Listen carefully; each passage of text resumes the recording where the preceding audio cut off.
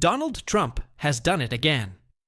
With the launch of the controversial sGoldCard program, he has turned American citizenship into a luxury product, something to be purchased, not earned. Priced at a jaw-dropping $5 million, the sGoldCard promises fast-track residency and a path to citizenship for the ultra-wealthy. And suddenly, what was once the American dream has a price tag. For Trump, the move is a masterstroke of business-style governance. He's packaging the United States as a premium product, offering it exclusively to those with deep enough pockets. It's bold, unapologetic, and very on-brand. But what does this mean for the millions dreaming of a better life in America through the traditional arduous routes? What does it mean for the soul of the nation? The former president justifies this decision by pointing to the economic potential. $5 million per person, multiplied by thousands of interested investors worldwide. According to Trump, the funds will go toward reducing the national debt, revitalizing infrastructure, and saving American jobs. It's a patriotic spin on a transactional policy. He frames it as a win-win. The U.S. gets billions in investments, and the global elite get a golden key to the land of opportunity. But not everyone is buying the sales pitch. Critics say this move fundamentally cheapens what it means to become American. Citizenship, they argue, should be built on shared values, contribution, and commitment, not on wealth alone.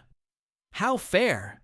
Is it to allow billionaires a shortcut, while thousands of asylum seekers, students, workers, and families wait in endless queues, face deportation threats, or live in legal limbo for years?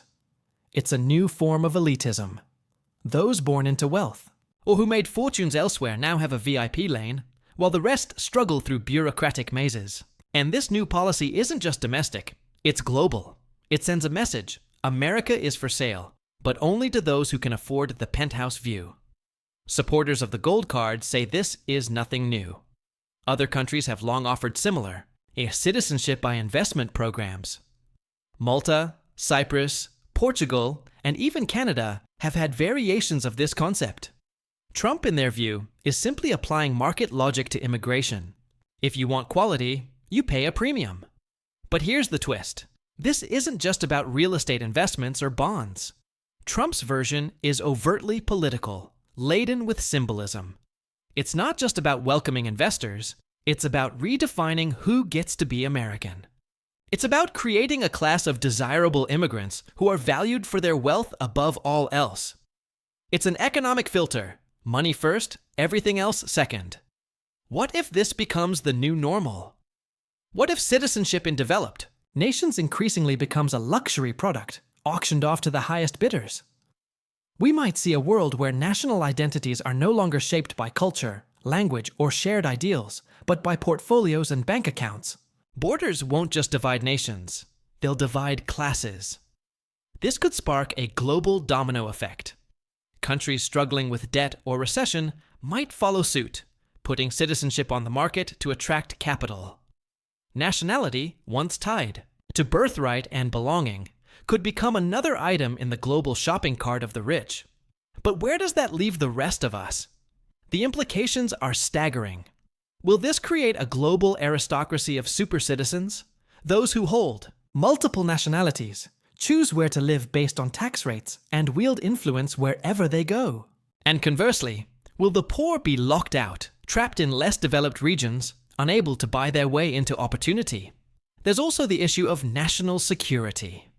Selling residency to the highest bidder may open doors for oligarchs, autocrats, and questionable billionaires looking for safe havens. The sGoldCard doesn't come with character vetting or ethical scrutiny. It's cash on delivery. And in a world already grappling with corruption, espionage, and financial crimes, is this a risk we're willing to take? Still, Trump remains undeterred. He sees this as the free market at work, America as the ultimate commodity. He believes that if you can afford to help fix America, you deserve to be part of it. It's transactional patriotism, where money equals merit. And for his supporters, especially those who view immigration as a burden on the system, this is a welcome change. It flips the narrative. Immigrants are no longer seen as takers, but as high-end buyers. But let's take a step back and ask, what does this say about the direction America is headed? A nation built on the promise of equality, now issuing premium passes for the few. Is this policy the future of immigration, or the beginning of a deeper divide? What if middle-class Americans begin to feel priced out of their own country, as the ultra-wealthy global elite buy into neighborhoods, drive up housing costs, and reshape political influence? What if the gold card becomes more than a residency tool, but a status symbol, proof of access to the inner circles of American power? There's also a philosophical dimension here. Citizenship isn't just legal, it's emotional, cultural, communal. It's about belonging. Can you truly belong to a country just because you bought your way in? Can love for a nation be measured in dollars? And yet, the program is attracting attention. Tech tycoons, foreign investors, celebrities, and crypto millionaires are reportedly lining up. For them, it's a no-brainer. $5 million is a small price to pay for the safety, stability, and prestige of American residency. Especially in a world plagued by political unrest, inflation, and climate crises, the US becomes a fortress of opportunity.